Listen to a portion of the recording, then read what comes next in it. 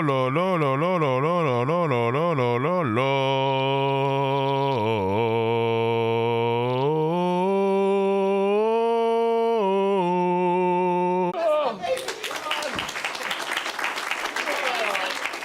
Listen to me, dude. This is insane. Oda, for the past 2-3 months, has been slow roasting, cooking amazing meals on the grill.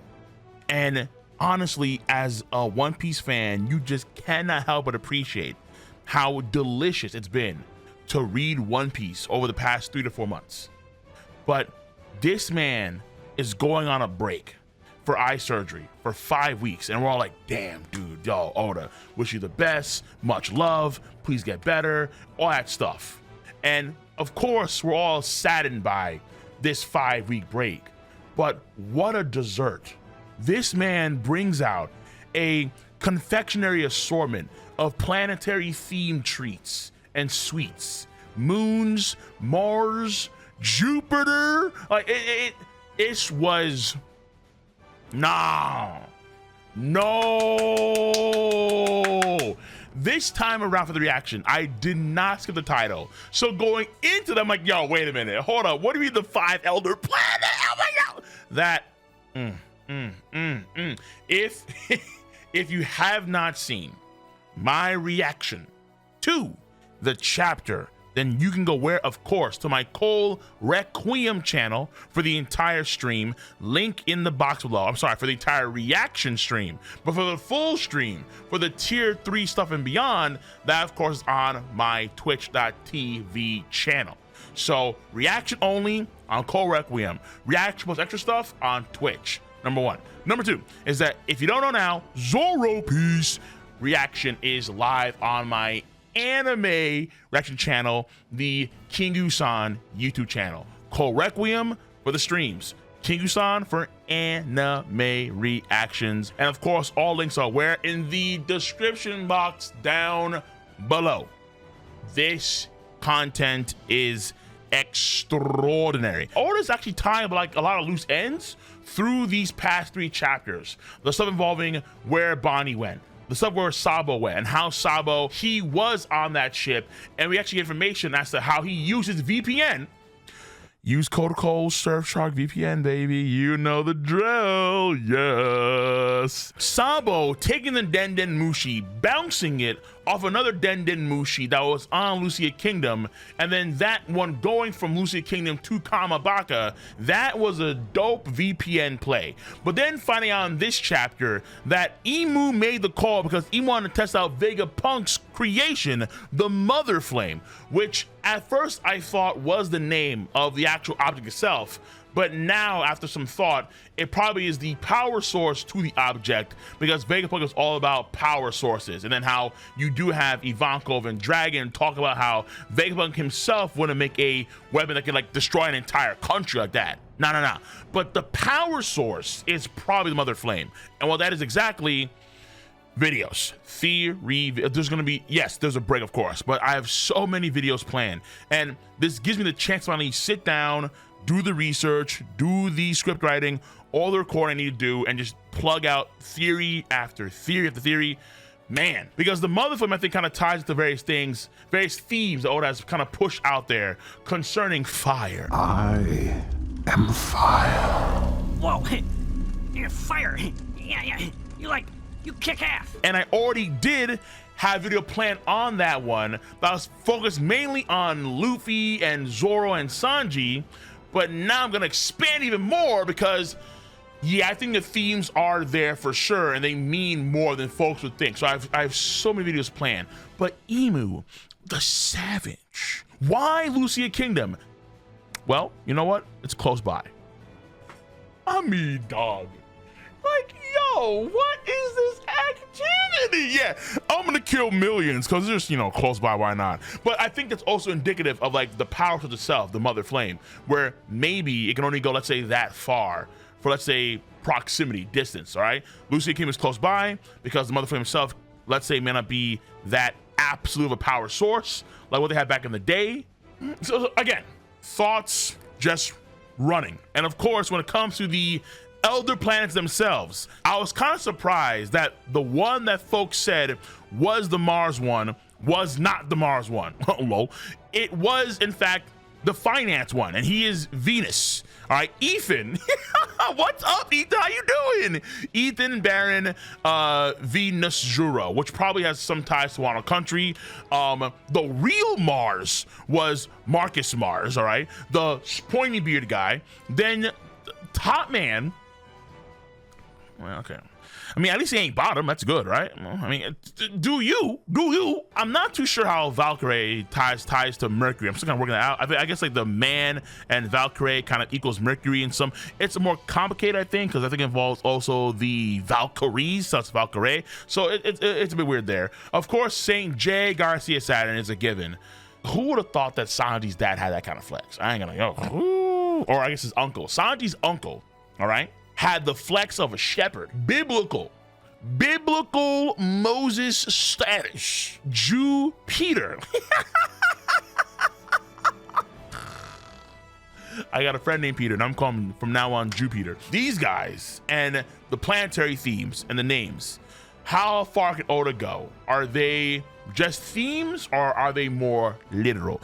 There's so many things you have to wonder. And some folks were kind of making the mistake, because I saw it in the stream, where only 2 of them had the same title to them. That I think could have been a prior mistranslation by another scan site. What I used, they had them all as saints, A. And then B is that they have the warrior god status. All of them do. So Saturn is the defense science, which makes sense why he's going over to Egghead Island. So he runs that sector, right? Then you have Marcus, who's environmental stuff. Then you have Justice, who is top man. Then you have finance, which belongs to Ethan. And then you have agriculture that belongs to the shepherd, which of course makes sense given how he is a man of the land. These guys have the sauce, okay? Their titles are fully revealed, which is that was a big play. And I think in part of the reason why the past like few chapters have been so damn good is because Oda is cashing in Money in the Bank.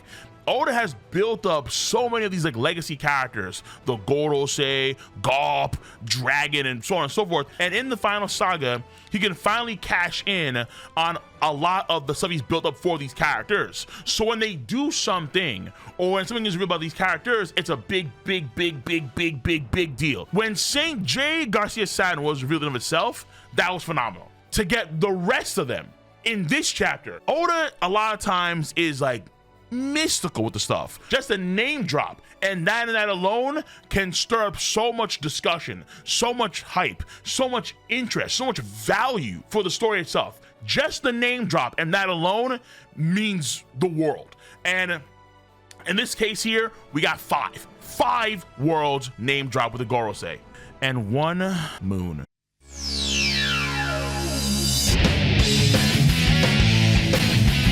Now, to be fair, we did have the reveal of the other Seraphim, so I'm assuming it's S Croc, S Flamingo, or S Gecko, or S Bat.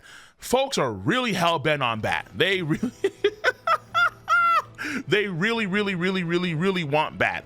And it looks like we're gonna be getting some stuff with them versus Crocodile, Das Bones, Buggy, Mihawk. They're going to Empty Bluffs, because they say deploy the Seraphim. So Crocodile was on Empty Bluffs. They're gonna be coming at some point soon. Because when I say soon, I mean, of course, when Oda gets back. Though I say this with the intent of saying that we are, I think, gonna be going back to Egghead Island after the break is over, for sure. But then let's say after that, we do see some scenes of the Marines versus Empty Bluffs, Crocodile, Mihawk, and so on. We have Crocodile versus Owen himself. That'd be kind of crazy. We do get back to Garp versus Kuzan and that kind of stuff, but only after we settle the immediate Luffy Strat crew stuff. So let's say they beat the Seraphim, and then there is going to be a jump to other parts of the world before the next day arrives in Egghead Island, the day of promise, when Kizaru and like 100 ships arrive. I think we may get something like that come later this year. That's my thought process here. But in the meantime, we get the hype, the sauce for the God Knights, and why Dragon, and why Dragon's words have some merit. Not because they did really anything outside of seemingly brutally execute and crucify Saint Don Quixote Mjolnir. Damn, I mean, like, that's tragic in a way, because he has made so much character growth off screen, of course, to be the man he is. Actually helped out Shirahoshi 2 times in a big way, and he gets executed crucifixion style, the same way Doflamingo, his dad, and Rocinante were strung up crucified style by the civilians of that country. This guy did the same thing to Mjolnir. Saint Figureland Garling. Yo, this man has the sauce. He looks like he could be a true force of nature, man. That's the reason why he has that crazy crescent moon haircut, because this man tugs on the world the same way the moon would. And now finally, what we learned in One Piece Film Red is officially starting to become canon.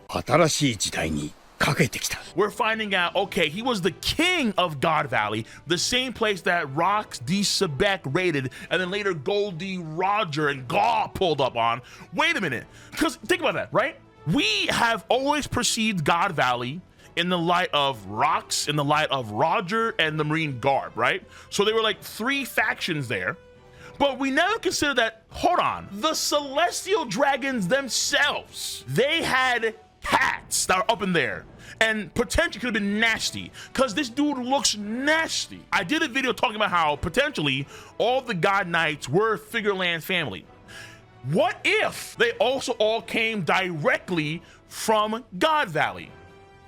Man, you see, in my book, God Valley is like the Cancun of the Holy Land. That's what all these celestial dragons, maybe the Gorosei, they go there, chill, have a good time, maybe a few torture sessions, maybe a few slaves doing some nasty, you know, whatever they gotta do to get off, that's what they do.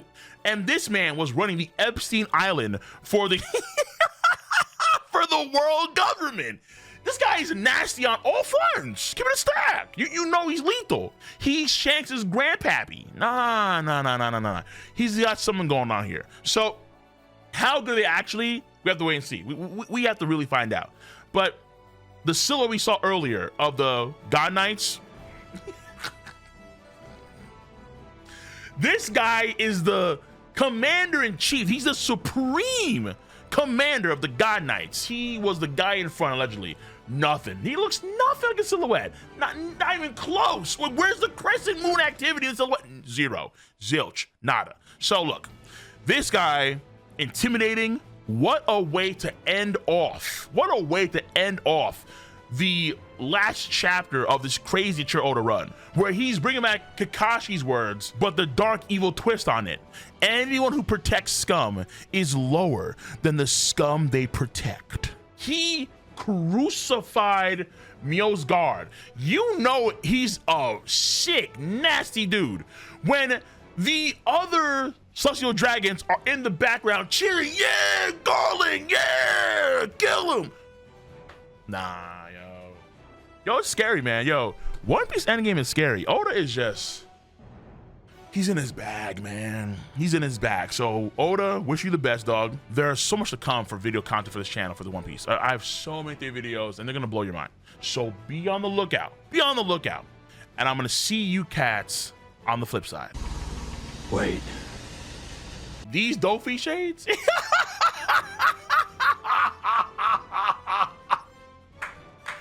Hey, yo, these Dofi shades? Lit. See you. Bye-bye.